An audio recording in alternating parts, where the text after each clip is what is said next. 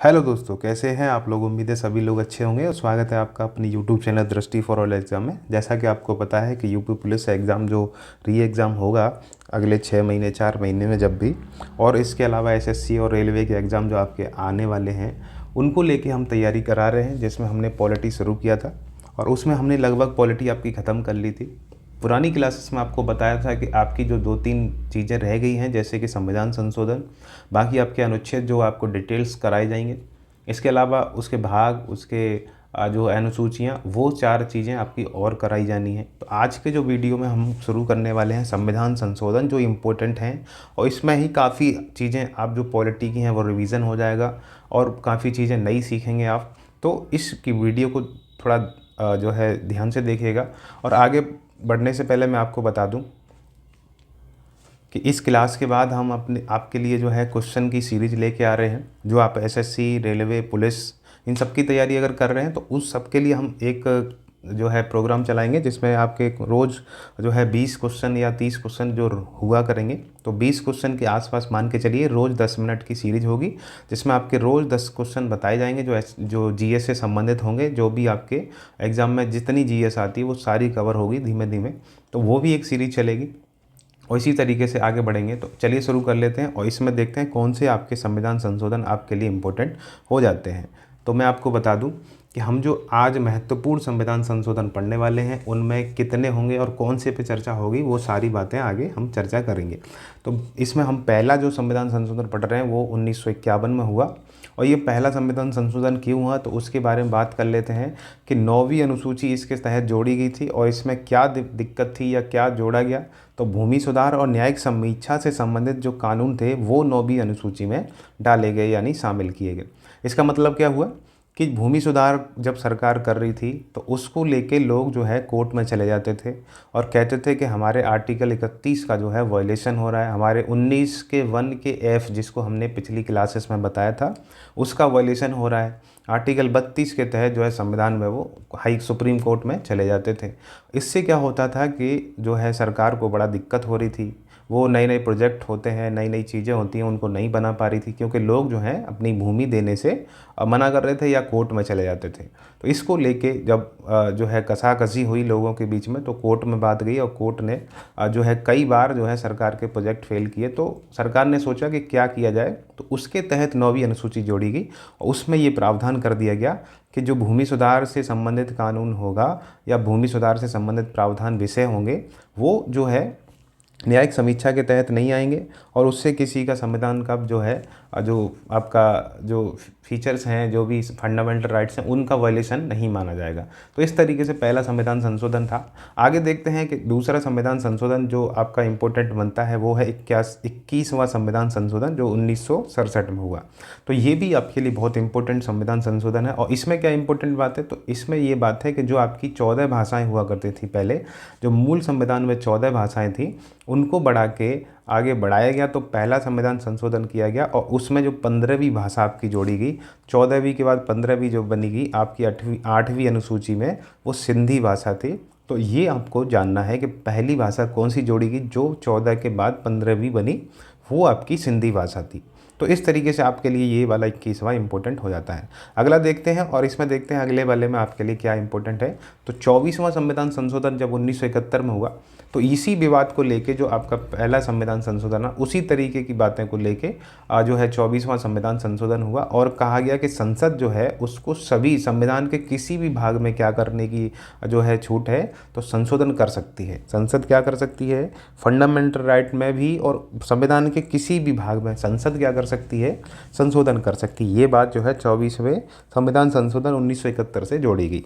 और इसमें एक बात और शामिल की गई कि राष्ट्रपति जो है वो संविधान संशोधन विधेयक जो लाया जाएगा उस पे मंजूरी देना उसको बाध्य होगा, यानी उसको साइन करने पड़ेंगे। तो इस तरीके की बातें जब चली तो क्या हुआ कि कोर्ट और बाकी जनता जो है दिक्कत में आई, उसको लगा कि ये तो गलत हो रहा है।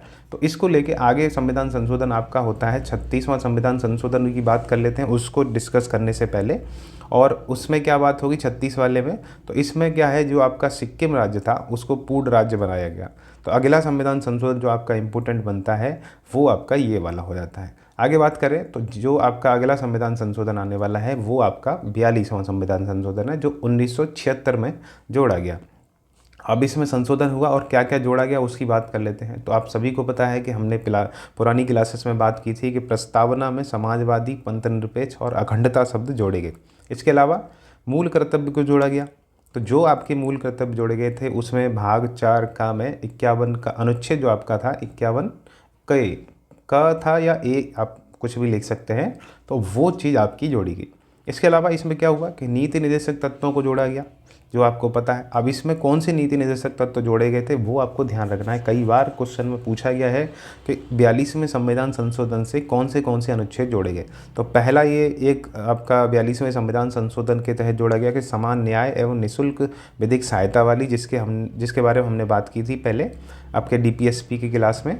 तो 39A या 39 का जो है आपका कैपिटल वाला वो जोड़ा गया। फिर इसके बाद उद्योगों के प्रबंध में, यानी कि उद्योगों के मैनेजमेंट में जो आपके वर्कर्स होते हैं उनकी हिस्सेदारी की जो बात होती है वो भी आपके 42वें संविधान संशोधन 1976 के हिसाब से जोड़ी गई थी। वो अनुच्छेद 43 का में जोड़ी गई थी। आगे बात करें तो इसमें एक और बात है जो आपके लिए जानना जरूरी है कि पर्यावरण को लेकर जो भी एक अनुच्छेद जोड़ा गया वो भी इसके तहत ही जोड़ा गया था। तो 48A जो जोड़ा गया, पर्यावरण को संरक्षण और संवर्धन देने की जो बात थी और वन्य जीवों की रक्षा करने की जो बात थी वो भी 42वें संविधान संशोधन के तहत जोड़ी गई। अब इसमें क्या हुआ कि जो आपकी कैबिनेट होती थी उसकी सलाह मानना बाध्यकारी कर दिया गया राष्ट्रपति को, क्योंकि पहले नहीं मानता था इसीलिए मनमानी होती थी। लेकिन क्या हुआ कि जैसे अब इस संविधान संशोधन के तहत क्या किया गया कि राष्ट्रपति जो है वो कैबिनेट की सलाह मानने के लिए बाध्यकारी हों। कोई भी डिसीजन लेते हैं तो उनको कैबिनेट की सलाह से ही चीज़ें करनी पड़ेंगी। इसके अलावा इस वाले संविधान संशोधन के तहत क्या किया गया था कि लोकसभा और विधानसभा की जो कार्यकाल होता था उसको 5 साल से 6 साल कर दिया गया था। लेकिन आगे हम पढ़ेंगे कि 44वां संविधान संशोधन जब होगा और उसमें 6 से घटाकर फिर से 5 वर्ष कर दिया जाएगा। तो अब हम बात कर लेते हैं आपके 44वें संविधान संशोधन की, जो आपका 1978 में हुआ। और इसमें क्या मुख्य बातें थी उसके बारे में बात कर लेते हैं। तो इसके बारे में क्या बात थी, तो आपकी कैबिनेट की सलाह को एक बार पुनर्विचार के लिए भेजने की राष्ट्रपति की शक्ति को बढ़ा दिया गया। यानी कि इसमें क्या कहा गया, जो पहले बाध्यकारी हुआ करता था कि साइन करना ही करना पड़ेगा राष्ट्रपति को, तो इस वाले संविधान संशोधन यानी 44वें संविधान संशोधन के तहत क्या किया गया कि राष्ट्रपति क्या करेगा, एक बार क्या होगा कि संसद को अपनी जो है वो विधेयक या प्रस्ताव जो भी आता है उसको पुनर्विचार के लिए भेज सकता है। और उसके बाद जब वापस आता है तब जाके उसको बाध्यकारी होगा साइन करना। ये वाली बात इसमें जोड़ी गई थी कि एक बार वो चाहे तो भेज सकता है और उसके बाद जब वापस आता है तो उसके लिए साइन करना बाध्यकारी हो जाएगा, यानी कि जो है कंपलसरी हो जाएगा। अब आगे बात क्या हुआ, जो मैंने आपको बताया कि लोकसभा विधानसभा के जो कार्यकाल 6 साल किया गया था उसको घटाकर फिर से 5 साल कर दिया गया। आगे इसी में एक इम्पोर्टेंट बात जोड़ी गई, जो आपके राष्ट्रीय आपातकाल हमने पढ़ाया थे उसमें हमने बताया था कि आपके राष्ट्रीय आपातकाल में 3 तरीके होते हैं जो राष्ट्रीय आपातकाल के लगाए जाते हैं। एक युद्ध बताया था, एक बाह्य आक्रमण बताया था और एक सशस्त्र विद्रोह बताया था। लेकिन सशस्त्र विद्रोह 44वें संविधान संशोधन से पहले आंतरिक अशांति हुआ करता था, लेकिन उसको क्या किया गया, आंतरिक अशांति को हटाकर उसकी जगह पे आपका कौन सा जोड़ा गया, तो सशस्त्र विद्रोह शब्द जोड़ा गया। इसमें क्या है कि आप जब कोई व्यक्ति, जो एक व्यक्तियों का समूह जब सशस्त्र यानी शस्त्र, जो आपके शस्त्र होते हैं, जो आपके हथियार होते हैं, उनके साथ जब कोई विद्रोह करते हैं तो वो राष्ट्रीय आपातकाल के समय जो है गलत माना जाएगा और उसके तहत जो है राष्ट्रीय आपातकाल लगाया जा सकता है। ये आपको ध्यान है। आंतरिक अशांति से राष्ट्रीय आपातकाल नहीं लगेगा। जो 1975 में देखा गया इमरजेंसी के समय, वो वाली घटना तो अब नहीं होगी, क्योंकि उस शब्द को हटाकर सशस्त्र विद्रोह रख दिया गया। आगे इसमें एक और चीज़ जोड़ेगी जो आपके लिए इम्पोर्टेंट बात है कि जो राष्ट्रपति सलाह लेते थे या पहले जैसे राष्ट्रीय आपातकाल लगाना होता था तो वो सलाह वैसे ही मौखिक तरीके से होती थी, कैबिनेट की सलाह। लेकिन अब जो है कैबिनेट क्या होगा, लिखित सलाह देगी और तब जाके आपका आपातकाल घोषित करेगा राष्ट्रपति। ये इसमें जोड़ा गया कि राष्ट्रीय आपातकाल के समय राष्ट्रपति कैबिनेट की लिखित सलाह पर ही जो है घोषणा कर सकता है आपातकाल की। तो ये बात और इम्पोर्टेंट थी। और सबसे इम्पोर्टेंट बात जो आपकी है, वो सबसे इम्पोर्टेंट बात कौन सी है, ये वाली है। तो सबसे इम्पोर्टेंट बात आपकी कौन सी है, तो वो है आपकी 300 क वाली, यानी संपत्ति के अधिकार वाली। तो संपत्ति के अधिकार को क्या किया गया कि मूल अधिकारों की सूची से हटाकर इसको क्या कर दिया गया, आपके विधिक अधिकार बना दिया गया, 300A में जोड़ दिया गया इसको, यानी इसको लीगल यानी कानूनी अधिकार बना दिया गया। आपको पता है कि ये आपका पहले 31 आर्टिकल 31 में आता था, और इसमें इसके अलावा 19 के 1 के F में भी ये चीज़ देखी जाती थी। तो इस तरीके से इसमें क्या किया गया, संशोधन कर दिया गया। और क्यों किया गया, क्योंकि सरकार चाहती थी कि हम जो है प्रोजेक्ट चलाएं, कुछ योजना चलाएं सरकार देश लोगों के लिए। तो उसके तहत जो है भूमि की ज़रूरत जो पड़ती थी, तो वो लोगों के लिए जो है विवाद का कारण ना बने, इसीलिए इन्होंने इस जो है फंडामेंटल राइट्स जो 31 में था उसको हटा के कानूनी अधिकार बना दिया गया। और इसके तहत क्या किया गया कि जो मुआवजा के तहत जो है सरकार जो है वो भूमि ले लेती थी लोगों से, और उसके बाद जो है उस पर जो है प्रोजेक्ट या कोई भी योजना है तो वो उसको लागू करती थी। तो इस तरीके से ये आपका इम्पोर्टेंट हो जाता है 44वां संविधान। आगे बात करते हैं, और अगला जो आपका संविधान संशोधन है 52वां संविधान संशोधन, ये भी आपके लिए बहुत इंपॉर्टेंट है, क्योंकि 1985 में जब हुआ तो इसके तहत दल बदल वाला जो 10वीं अनुसूची जोड़ी गई। और 10वीं अनुसूची में क्या विषय डाला गया कि दल बदल विरोधी कानून को जोड़ा गया था। ये दल बदल विरोधी कानून क्या था, क्योंकि आपको पता है कि जो विधायक या सांसद होते हैं वो एक दल से दूसरे दल में शामिल हो जाते थे, तो सरकार जो है गिर जाती थी, कई बार दूसरी बना देते थे, तो इस सरकार में डिसबैलेंस या जो है असमंजस की स्थिति बनी रहती थी। इसको दूर करने के लिए सरकार जो है उसने क्या किया, संसद ने, कि एक 52वां संविधान संशोधन अधिनियम लाए, और उसके तहत 10वीं अनुसूची जोड़ी गई। और उसमें यही प्रावधान कर दिया गया कि अगर आप जो है दल बदल करते हैं तो आपकी जो है सांसद की सदस्यता जो है उस टाइम तक ख़त्म कर दी जाएगी उस पीरियड में। तो ये इसको हिसाब से इसमें कई प्रोविज़न्स हैं जिसके बारे में हम डिस्कस करेंगे। इसमें क्या है कि किस तरीके से अगर एक व्यक्ति है वो अगर दूसरी पार्टी में शामिल हो रहा है तो उसकी ख़त्म हो जाएगी, कुछ लोग और अगर 2-4 शामिल हो रहे हैं तो ख़त्म हो जाएगी। लेकिन इसमें कई जो है कंडीशंस भी हैं कि किस तरीके से अगर एक पार्टी दूसरी पार्टी में शामिल हो जाती है तब जाके आपका दल बदल विरोधी कानून लागू नहीं होगा। इस तरीके से कुछ नियम लागू होते हैं। और इसके बाद जैसे 10वीं कानून के बाद जो आपका 52वां संविधान संशोधन हुआ, उसके बाद क्या दूसरा संविधान संशोधन जो आपका इम्पोर्टेंट आया उसमें क्या बात है, तो उसके बारे में बात कर लेते हैं। तो 61वां संविधान संशोधन 1989, तो 1989 में ये आपका 61वां आया, और ये आपके लिए और इम्पोर्टेंट हो जाता है। इसमें क्या हुआ कि लोकसभा और विधानसभा के जो मतदान की यानी कि वोट का जो एज था वो 21 से घटाकर 18 वर्ष कर दिया गया। तो आज जो 18 वर्ष में आप वोट देते हैं वो कब किया गया, तो 1989 से पहले आप 21 साल के होते तब आप वोट कर सकते थे, उसके बाद जो है 18 वर्ष की उम्र में आप वोट करते हैं। तो इस हिसाब से संशोधन ये आपके लिए इम्पोर्टेंट हो जाता है कि 61वें संविधान संशोधन के तहत ये चीज़ें आपके लिए की गई थी। आगे बात करते हैं और 69वां संविधान संशोधन देखते हैं जो 1991 में हुआ।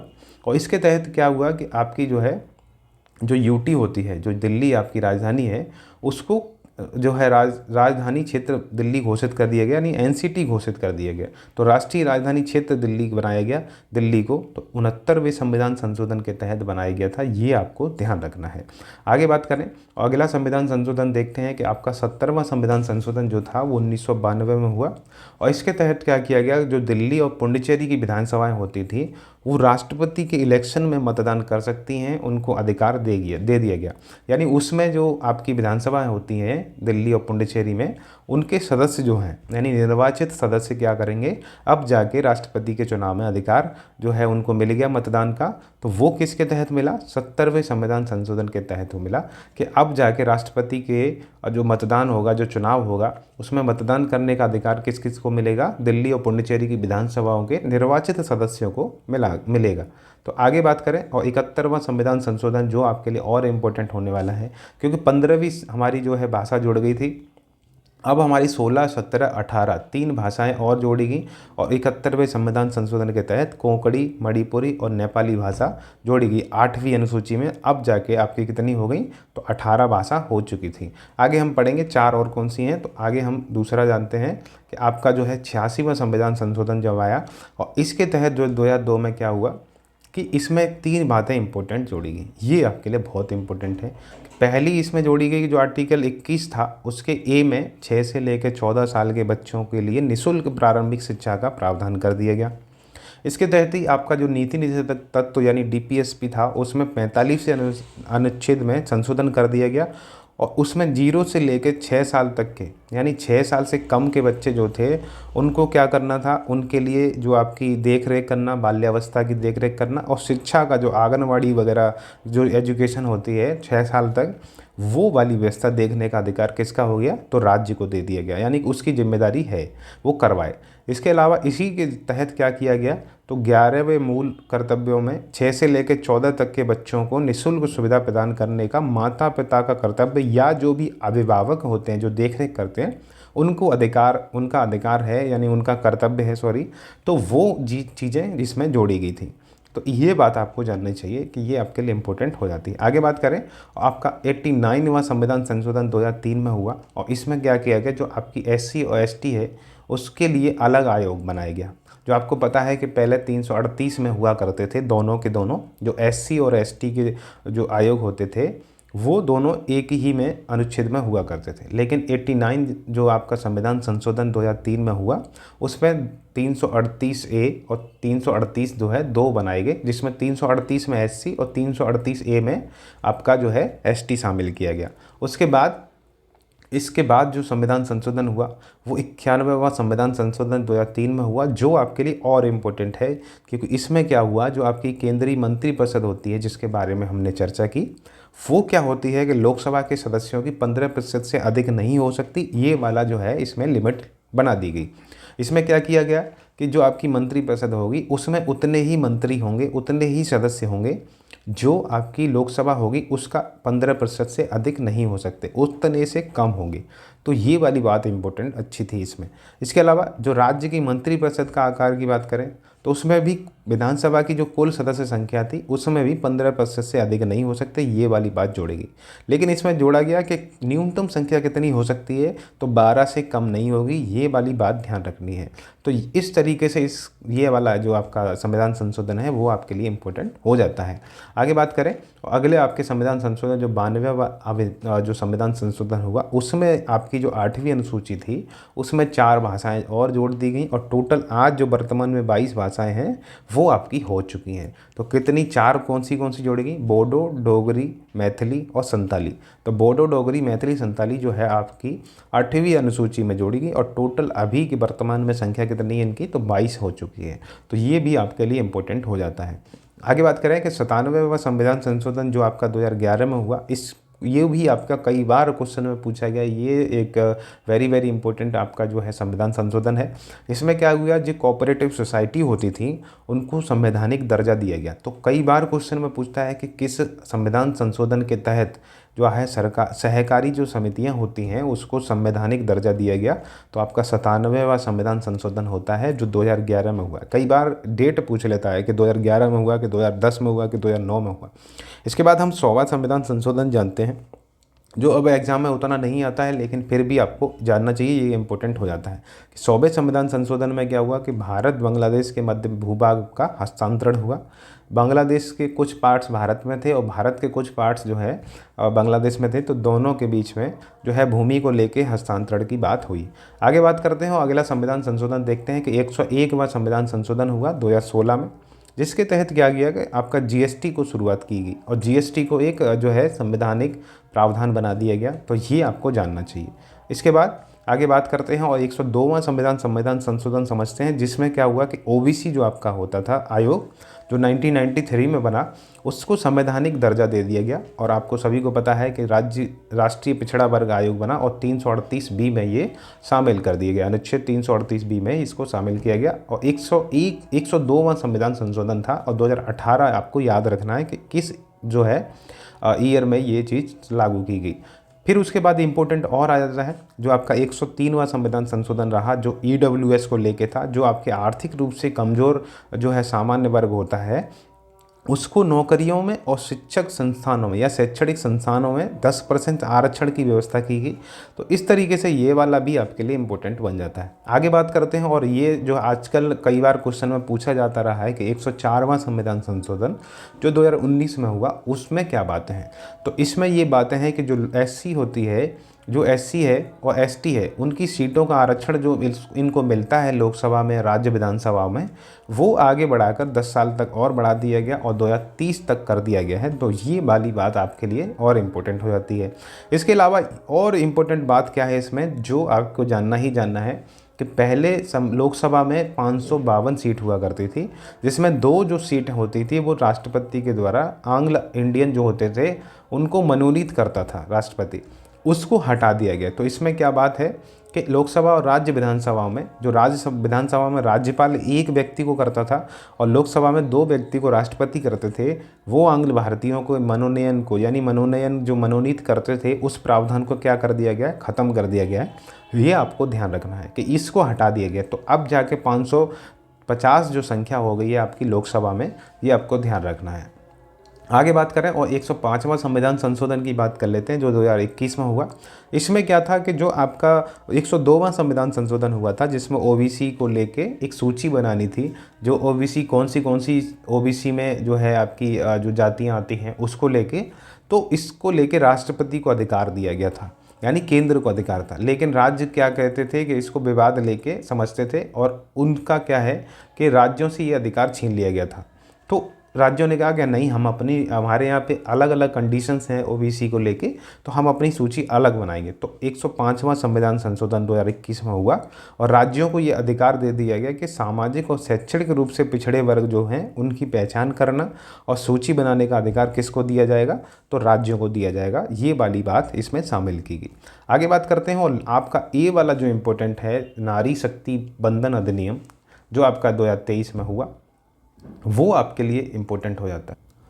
और इसमें क्या हुआ कि आगे इसमें जोड़ी गई 2024 के लिए क्या बातें थी, इसमें बातें करते हैं कि इस संविधान को जो है 106वां संविधान संशोधन हुआ और इसमें क्या है कि महिलाओं को जो राज्य लोकसभा और राज्य की विधानसभाएं हैं उनमें 33% आरक्षण की बात की गई। क्योंकि देखा गया कि शुरू से लेकर जब से संविधान बना है तब से महिलाओं का जो है पार्टिसिपेशन बहुत कम है, हिस्सेदारी बहुत कम थी। इसी को ध्यान में रखते हुए उनके लिए 33% आरक्षित कर दी गई सीटें। तो ये आपके लिए इम्पोर्टेंट है। लेकिन ये कब से लागू होगा या कब होगा, तो उसकी बात करें तो इस अधिनियम को क्या है 15 साल के लिए जारी किया जाएगा और इसके बाद जो है वो संसद चाहे तो इसको जो है इसकी अवधि है या इसका कार्यकाल है उसको बढ़ा सकती है। ये वाली इसमें बात की गई। जो कोटा 15 वर्ष का मिलेगा इनको आरक्षण का, उसको बढ़ाया जा सकता है संसद के द्वारा। तो ये जो कोटा कब से लागू होगा या ये आरक्षण, तो जो आपके नया सेंसस आएगा या जो आपका नया परिसीमन होगा, तो परिसीमन जो नया होगा उसके बाद से ये चीज़ें लागू होंगी, संसद के बाद नहीं, परिसीमन के बाद। जो आपका जो है अगला परिसीमन आयोग के बाद जो रिपोर्ट आएगी उसके बाद से ये चीज़ें लागू होंगी। तो ये इम्पोर्टेंट कुछ अनुच्छेद आपके हो जाते हैं जो आपके लिए बहुत इंपॉर्टेंट है आपके एग्ज़ाम के लिए, और इनको आप 1-2 बार देखिएगा। आप अपनी जो है क्या क्या इसमें चीज़ें हैं वो चीज़ें जानी, आप नोट करना चाहें तो कर सकते हैं। तो चलिए अब हम किसी और वीडियो को लेके मिलेंगे, तब तक आप इस चैनल को सब्सक्राइब कर लीजिए अगर आपने नहीं किया हुआ है, अपने दोस्तों के पास शेयर कर दीजिए और लाइक कर लीजिए इस वीडियो को। और आप हमारे टेलीग्राम ग्रुप से जुड़ जाइए, जिसमें क्या है आपको कई चीज़ें मिलेंगी। ये आपकी पीडीएफ भी उसमें अपलोड करवाई जा रही है, तो आप उस पर दृष्टि फॉर ऑल एग्ज़ाम में जाके आप सर्च करेंगे टेलीग्राम को तो आपको मिल जाएगा, उसको ज्वाइन कर लीजिए, उस पर ये पीडीएफ आपको पूरी मिल जाएगी। तो चलिए और आपको मिलते हैं किसी और वीडियो में, तब तक के लिए अपना ख्याल रखिए और अपना जो है पढ़ाई करते रहिए। तब तक मिलते हैं किसी और वीडियो में। धन्यवाद।